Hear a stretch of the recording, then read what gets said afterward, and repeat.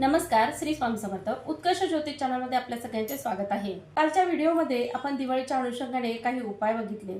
आजच्या व्हिडिओमध्ये नवीन उपाय बघणार आहोत.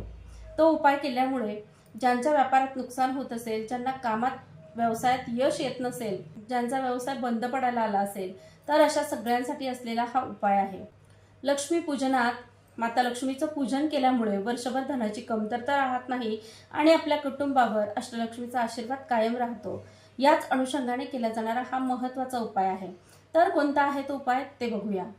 धनत्रयोदशीच्या दिवशी संध्याकाळी दिवे लागणीला ज्यावेळेस आपण पूजन करणार आहोत, त्या पूजेअंतर्गत एक कमलगट्ट्याची माळ आपल्या देवघरात स्थापन करावी.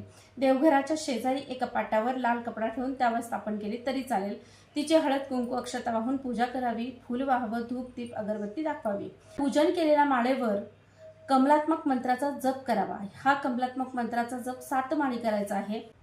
याच पद्धतीने धनत्रयोदशीपासून लक्ष्मीपूजनापर्यंत या माळीवर जप करावा आणि तिचे पूजन करावे. लक्ष्मीपूजनाच्या दिवशी संध्याकाळी तिचे पूजन झाल्यानंतर ही माळ हिच्यावर जप करून पुन्हा त्याच लाल कपड्यात गुंडाळून आपल्या तिजोरीत किंवा कॅश बॉक्समध्ये ठेवावी. ज्या कुठल्या व्यवसायाच्या ठिकाणी अडचणी निर्माण झाल्या असतील किंवा व्यवसाय बंद पडायला आला असेल किंवा मग नित्य तोटा होत असेल, तर अशा ठिकाणी ही माळ स्थापन करावी, ज्यामुळे लक्ष्मी मातेची कृपा त्या व्यवसाय करणाऱ्या मालकावर होईल आणि त्यांचा व्यवसाय सुरळीत चालू शकेल. येणाऱ्या लक्ष्मीपूजनापर्यंत केलेल्या या उपायाच्या अनुषंगाने होणारे बदल जीवनात अनुभवा. व्हिडिओ आवडला तर व्हिडिओला लाईक आणि शेअर करा. धन्यवाद. श्री स्वामी समर्थ.